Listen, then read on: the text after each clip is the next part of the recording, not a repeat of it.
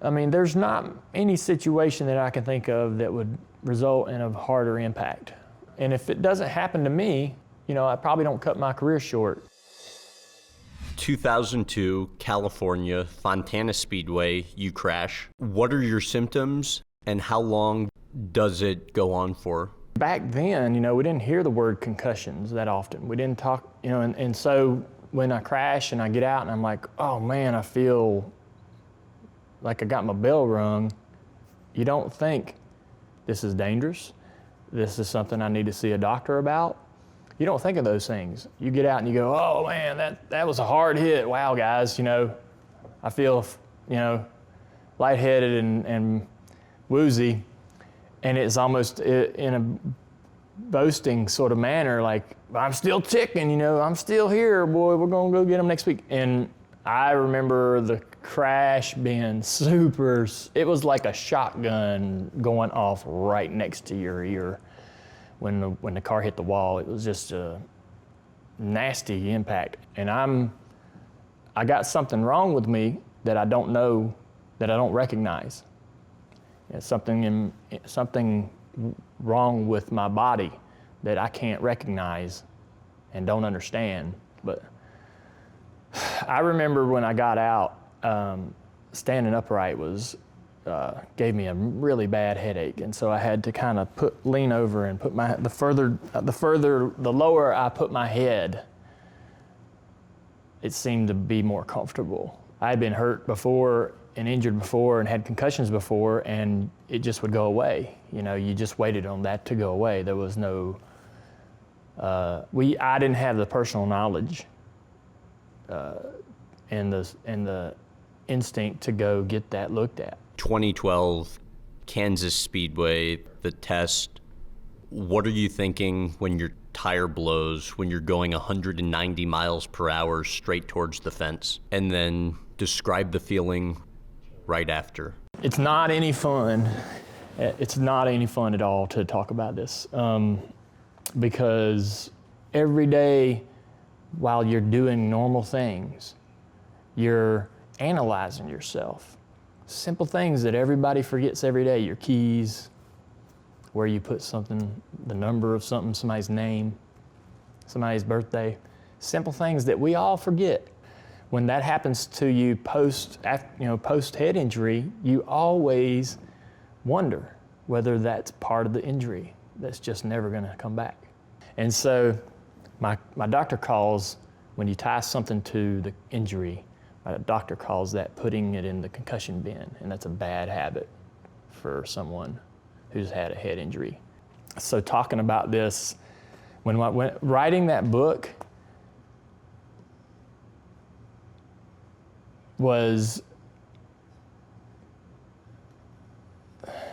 torture would be a bit of a strong word, but it was not fun and comfortable to sit there and just sort of rehash all this and really get back into the depth of it, you know, the real details of it, and you know, remembering a lot of things that we went through, because it kind of brought it all back and made it all fresh. And so to get to your question, we were testing at Kansas. We were averaging laps around 190 miles an hour, so down the straightaway we were probably doing about 210 at the end of the straightaway. I got down to the end of turn one, and just as soon as I lift off the throttle and set weight, the right front tire exploded, and the car sets down on the splitter. And when it lays on that splitter's like a ski on snow, you know, and it's just going.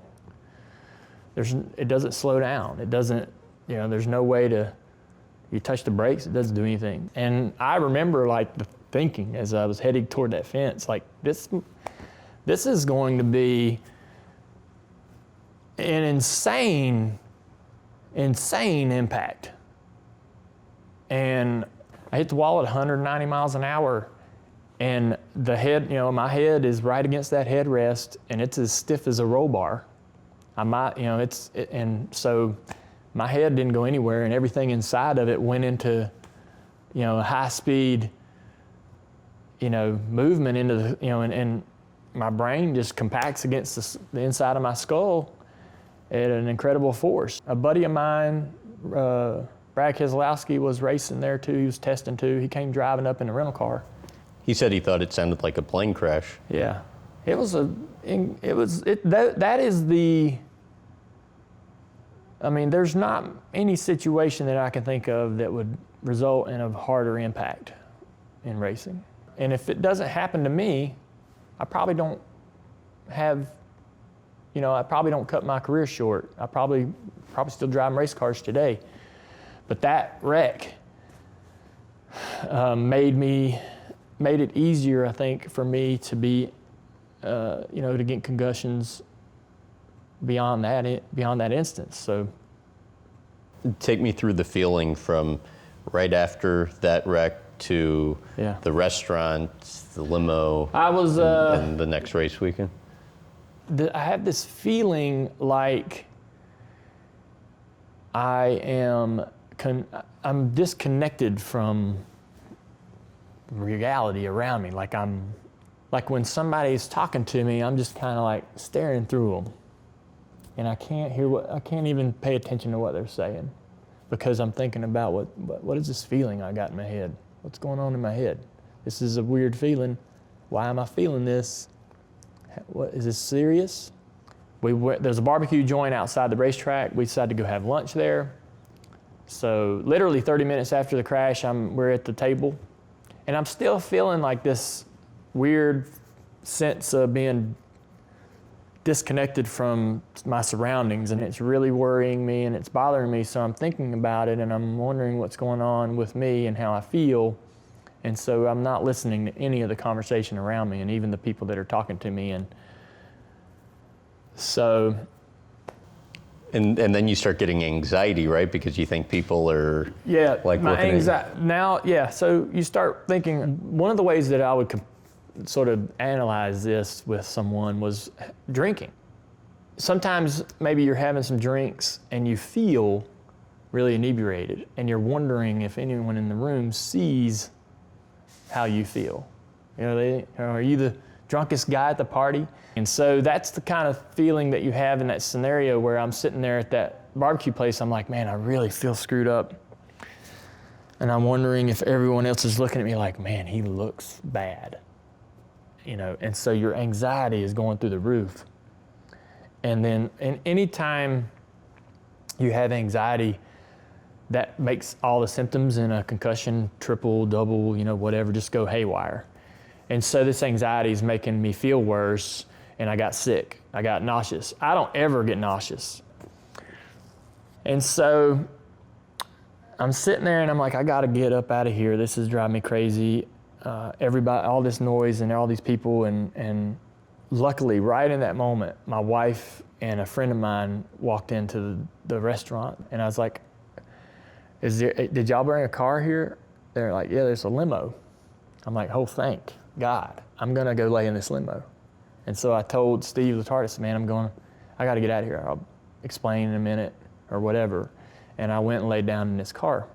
I spent the next probably 3 weeks dealing with the symptoms and racing and not feeling great. And then after 4 weeks, I finally woke up one day and was like, I feel completely clear. That was 4 weeks longer than I thought it would take. I'd crashed and had my bell rung before, and it would go away within hours or a day. And so for it to be 4 weeks of obvious symptoms that I could feel every single day, that was really alarming. And I didn't tell anyone, and I kept it to myself. And then it happens a couple weeks after that at Talladega. When I went to Talladega that Friday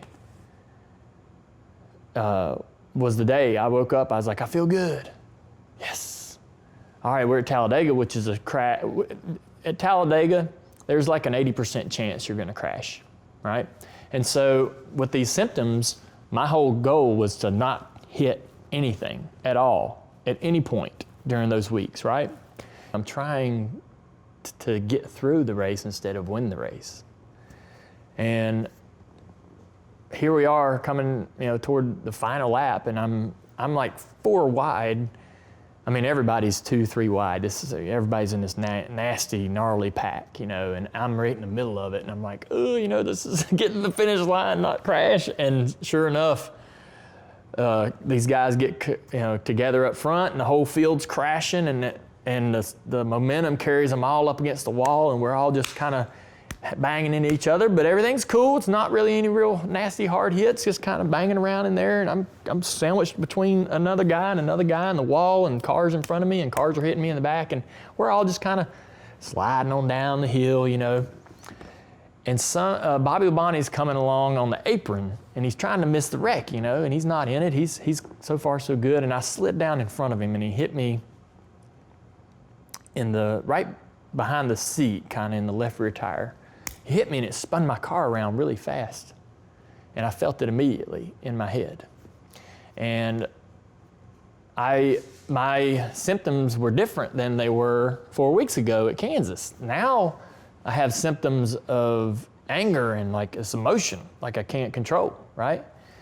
And I'm mad as hell because I'm like, God, I just spent 4 weeks going through this crap, and now it's like I got to start all over again, and I couldn't control my anger and my That was emotions. new. Yeah, that was new. I mean, that is ridiculous. I don't even want to go Daytona or Talladega next year, but I ain't got much choice. I got out of the car, and I'm like, I don't know why we're racing. This is not racing, you know. I called it bloodthirsty, and I was blaming NASCAR for all this crashing, and every time we come here, we wreck on the last lap. And the officiating body needs to fix this type of racing, because this is what happens every time we come here. And so it's usual for drivers to get out and complain, but it's unusual to be that aggressive about it. And Especially you.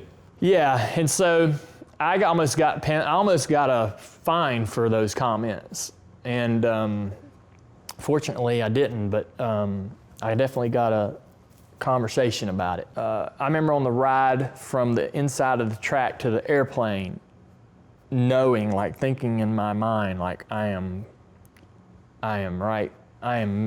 messed up again.